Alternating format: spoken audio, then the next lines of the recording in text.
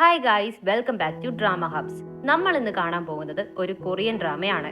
നമ്മുടെ ഹീറോ ആരെങ്കിലും ടച്ച് ചെയ്താലോ അവർക്ക് ഫ്യൂച്ചറിൽ എന്താണോ നടക്കാൻ പോകുന്നത് അത് നമ്മുടെ ഹീറോയ്ക്ക് കാണാൻ കഴിയും. സോ ഇങ്ങനെയുള്ള ഒരു പവർ വെച്ച് ഹീറോയിനെ മീറ്റ് ചെയ്യുന്നു. പിന്നീട് എന്തൊക്കെയാണ് അവരുടെ ലൈഫിൽ നടക്കാൻ പോകുന്നത് അതാണ് കഥ. സോ വേഗം തന്നെ നമുക്ക് കഥയിലേക്ക് പോകാം. ഓപ്പണിംഗ് സീനിൽ തന്നെ നമ്മുടെ ഹീറോയാണ് കാണിക്കുന്നത്. അവൻ ഒരു ഡ്രസ് ഷോപ്പിലേക്ക് പോകുന്നുണ്ട്. അപ്പൊ അവിടെയുള്ള ഒരു സെയിൽസ് ഗേള് ഹീറോയെ നോക്കി, സാർ നിങ്ങൾക്ക് മാത്രമായിട്ട് ഞാൻ കോസ്റ്റ്ലി ആയിട്ടുള്ള ഒരു ബ്രാൻഡഡ് ഷർട്ട് വില കുറിച്ച് തരാം, 2500 രൂപയ്ക്ക് അത് ഞാൻ നിങ്ങൾക്ക് തരാമെന്ന് പറഞ്ഞാല് ഹീറോ ഇത് കേട്ട്, എന്ത് 2500 രൂപയോ, അതും ഈ ഷർട്ടിന്?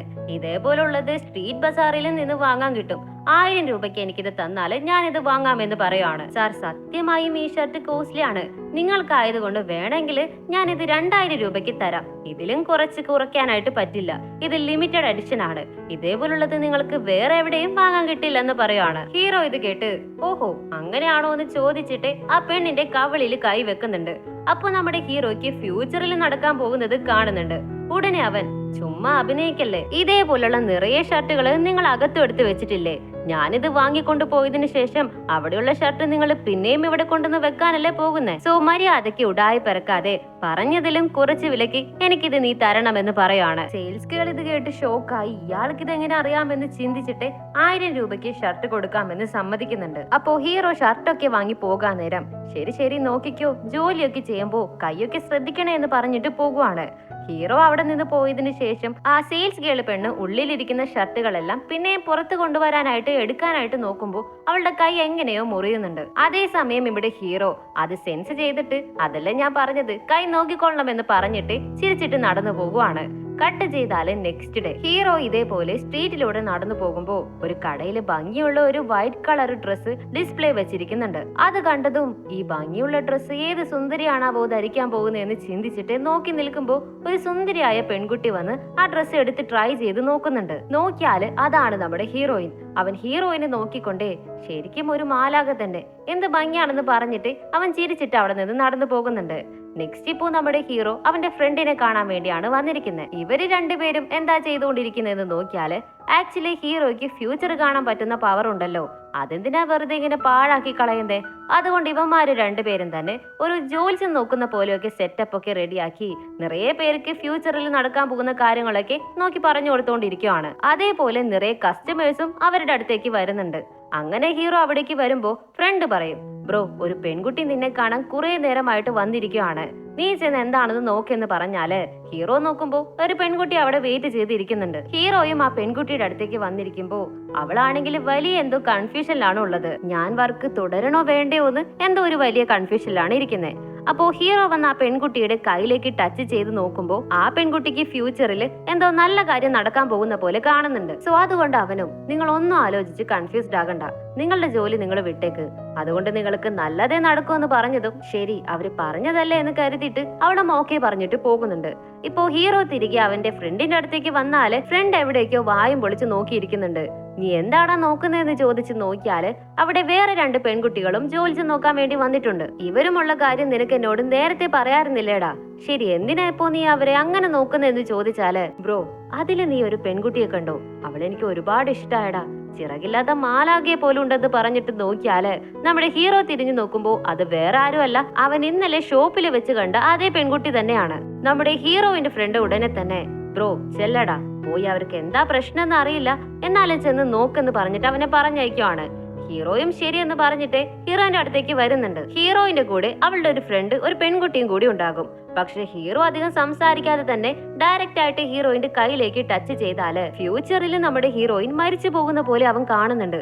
ഇത് കണ്ട അടുത്ത സെക്കൻഡിൽ അവൻ ഷോക്കായി കൈ തട്ടി മാറ്റുവാണ്. ഉടനെ അടുത്തിരിക്കുന്ന ഹീറോയിന്റെ ഫ്രണ്ട്, ഇത് നോക്ക് സാർ, കുറെ നാളുകളായിട്ട് ഇവളുടെ ബോയ് ഫ്രണ്ട് ഇവളുമായിട്ട് ഡേറ്റ് ചെയ്യുന്നുണ്ട്, പക്ഷെ അവൻ ഇതുവരെ അവന്റെ ലവ് ഇവളോട് തുറന്ന് പറഞ്ഞിട്ടേ ഇല്ല. അവൻ എപ്പോഴാണ് ലവ് തുറന്ന് പറയാൻ പോകുന്നതെന്ന് ഒന്ന് നോക്കി പറയാമോ എന്ന് ചോദിച്ചാല്, എന്ത് ബോയ് ഫ്രണ്ടോ, ഇപ്പോ നടക്കാൻ പോകുന്ന പ്രശ്നങ്ങളിൽ നിങ്ങൾക്ക് ബോയ് ഫ്രണ്ട് ആണോ പ്രധാനം? എന്നിട്ട് അവൻ ഹീറോയിനെ നോക്കി, ഇത് നോക്ക്, നിങ്ങളുടെ ജീവന് വലിയൊരു ആപത്തുണ്ട്, നിങ്ങൾ മരിച്ചു പോകാൻ വരെ സാധ്യതയുണ്ടെന്ന് പറഞ്ഞതും ഉടനെ ഫ്രണ്ട് ഇത് കേട്ട് നല്ല ചൂടാകുന്നുണ്ട്. എന്ത്, താൻ തമാശ പറയാണോ? നീ ഒരു ഫ്രോഡാണോ? ഞങ്ങൾ എന്താ ചോദിച്ചാലും നീ എന്താ പറഞ്ഞുകൊണ്ടിരിക്കുന്നേ? ഞങ്ങൾ രണ്ടുപേരും ആർക്കും ഒരു ഉപദ്രവം ചെയ്യാത്ത അത്രയ്ക്ക് നല്ല കുട്ടികളാണ്. ഞങ്ങളെയൊക്കെ ആര് കൊല്ലാനാ? ചുമ്മാ ഉടായ്പായിട്ട് ഇറങ്ങിക്കോളും, പണിയെടുത്ത് ജീവിക്കടോ എന്ന് പറഞ്ഞ് ടെൻഷനായിട്ട് അവൾ ഇറങ്ങി പോകുന്നുണ്ട്. നമ്മുടെ ഹീറോയിനും വളരെ സോഫ്റ്റ് ആയിട്ട് ഹീറോയുടെ അടുത്തേക്ക് വന്നിട്ട്, എനിക്ക് മനസ്സിലാകും നമ്മുടെ പ്രായത്തിലുള്ള ആൾക്കാർക്ക് ഇപ്പൊ ജോലി കിട്ടാൻ വളരെ പ്രയാസമാണ്. ഓക്കെ, പക്ഷെ അത് പറഞ്ഞ് നിങ്ങൾ ഇങ്ങനെ ആളുകളെ പറ്റിച്ച് ജീവിക്കാൻ പാടുണ്ടോ? ഇതാ ഈ പണം വെച്ചിട്ട് വേറെ എന്തെങ്കിലും നല്ലൊരു ജോലി ചെയ്ത് ജീവിക്കെന്ന് പറഞ്ഞിട്ട് പണം കൊടുത്തിട്ട് അവള് പോകുവാണ്. പക്ഷെ നമ്മുടെ ഹീറോയാണെങ്കിൽ ഇപ്പോഴും ഷോക്കിലാണുള്ളത്. ആ പെണ്ണ് മരിച്ചു പോകുമല്ലോ എന്ന്. അപ്പൊ അവന്റെ ഫ്രണ്ട് ഓടി വന്ന്, എന്താ ബ്രോ, നീ എന്താ കണ്ടതെന്ന് ചോദിച്ചാല്, ഇല്ലടാ, ആ പെണ്ണിനെ ആരോ ഹൈറ്റ് ഉള്ള ഒരു പ്ലേസിൽ നിന്ന് തള്ളിയിടുന്ന പോലെ, അവള് മരിച്ചു പോകുന്ന പോലെയാണ് ഞാൻ കണ്ടതെന്ന് പറയാണ്. ഉടനെ ഫ്രണ്ട് ഇത് കേട്ട്, ബ്രോ എന്താ നീ പറയുന്നേ? എന്റെ കൃഷി മരിച്ചു പോകുമെന്നോ? ഇല്ലടാ, അവളെ നീ മരിക്കാൻ വിടല്ലേ, എന്റെ ലവിനെ നീ മരിക്കാൻ വിടല്ലേ, അവളെ രക്ഷിക്കാൻ എന്തെങ്കിലും ഒന്ന് ചെയ്യടാ എന്ന് പറഞ്ഞതും ഹീറോയും അത് തന്നെയാണ് ഞാനും ആലോചിക്കുന്നത് എന്ന് പറഞ്ഞ് എന്താ ചെയ്യേണ്ടതെന്ന് കൺഫ്യൂസ്ഡ് ആകുന്നുണ്ട്. ആക്ച്വലി നമ്മുടെ ഹീറോയിൻ ഒരു മേക്കപ്പ് സ്റ്റുഡിയോയിലാണ് വർക്ക് ചെയ്തുകൊണ്ടിരിക്കുന്നത്. അങ്ങനെ അവൾ അവിടെ വർക്ക് ചെയ്തുകൊണ്ടിരിക്കുമ്പോൾ കടയിൽ അവരുടെ ഓണർ വന്നിട്ട്, ഇത് നോക്ക്, നമ്മുടെ സ്റ്റോറിലേക്ക് പുതിയതായിട്ട് ഒരു പയ്യൻ ജോലിക്ക് വന്നിട്ടുണ്ടെന്ന് പറഞ്ഞ് ഒരു പയ്യൻ അവിടേക്ക് വിളിക്കുന്നുണ്ട്. നോക്കിയാൽ അവിടേക്ക് വരുന്നത് നമ്മുടെ ഹീറോ ആയിരിക്കും. പക്ഷെ ഹീറോയിൻ അവന്റെ അടയാളം അറിയാതിരിക്കാൻ വേണ്ടിയിട്ട് ഗെറ്റപ്പ് ഒക്കെ ചേഞ്ച് ചെയ്തിട്ടാണ് വന്നിരിക്കുന്നത്. ഒരു തവണ കണ്ടതുകൊണ്ട് നമ്മുടെ ഹീറോയിനും മനസ്സിലാകുന്നില്ല. എന്നാലും ഇവൻ എവിടെയോ കണ്ട പോലെ ഉണ്ടല്ലോ എന്ന് അവൾക്ക് ഫീൽ ആകുന്നുണ്ട്.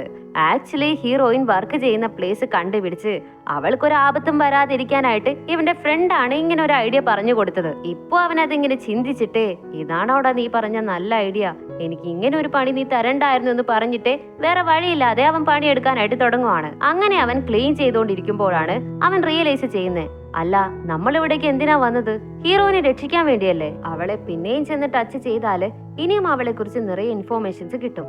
അതുമാത്രല്ല, അവളുടെ മരണവും നമ്മളെ കൊണ്ട് സ്റ്റോപ്പ് ചെയ്യാൻ പറ്റിയാലോ എന്ന് പറഞ്ഞിട്ട് മടിച്ച് ഹീറോ പതിയെ അവളുടെ അടുത്തേക്ക് വന്നിട്ട്, അത് പിന്നെ എനിക്ക് ഇവിടെയുള്ള ഈ മേക്കപ്പ് ഐറ്റംസിനെ കുറിച്ച് അത്ര പിടിയൊന്നുമില്ല, അതുകൊണ്ട് അതിനെ കുറിച്ച് നിങ്ങൾ എനിക്ക് ഡീറ്റെയിൽ ആയിട്ട് എഴുതി തരാമോ എന്ന് ചോദിച്ചാല് ശരി ഓക്കെ എന്ന് പറഞ്ഞിട്ട് അവളും പേപ്പറും പേനയും എടുത്തെഴുതാനായിട്ട് തുടങ്ങുവാണ്. അയ്യോ അങ്ങനെയല്ല, നിങ്ങൾ അതെനിക്ക് എന്റെ കയ്യിൽ എഴുതി തന്നാ മതി, എന്നാലേ ഞാൻ അത് ഓർത്തിരിക്കൂ എന്ന് പറഞ്ഞതും ഓക്കെ അതിന് ശരിയെന്ന് പറഞ്ഞിട്ട് അവളും കയ്യിൽ ടച്ച് ചെയ്യുന്നുണ്ട്. പക്ഷെ ആ സമയത്തും ഹീറോയ്ക്ക് അവള് മരിച്ചു പോകുന്നുണ്ട്. അത് മാരോ അവളെ വലിയൊരു സ്ഥലത്ത് നിന്ന് തള്ളിയിടുന്ന പോലെയാണ് കാണുന്നത്. അതാരാണെന്നോ എന്താണെന്നോ അവൻ കാണുന്നില്ല. പക്ഷെ ഇനിയും കുറച്ച് ഡീറ്റെയിൽസ് ആയിട്ട് നോക്കാമെന്ന് കരുതിയാല് അവിടേക്ക് അപ്പോഴേക്കും കടയുടെ ഓണർ വന്ന് ഹീറോയിനോട്, ഇത് നോക്കുമോളെ, നിനക്ക് കുറച്ചുകൂടി വർക്കുണ്ട്, പുറത്തിരിക്കുന്ന തിങ്സ് എല്ലാം നീ സ്റ്റോർ റൂമിൽ കൊണ്ടുപോയി വെക്കണമെന്ന് പറഞ്ഞാല് ഉടനെ ഹീറോയും ഞാനും ഹെൽപ്പ് ചെയ്യാമെന്ന് പറഞ്ഞിട്ട് അവളുടെ പിന്നാലെ പോകുന്നുണ്ട്. കാരണം അവൻ ഇപ്പോ ഇവൾക്ക് ശരിക്കും ഫ്യൂച്ചറിൽ എന്താണ് നടക്കാൻ പോകുന്നതെന്ന് അറിയണം, അതിനു വേണ്ടിയാണ്.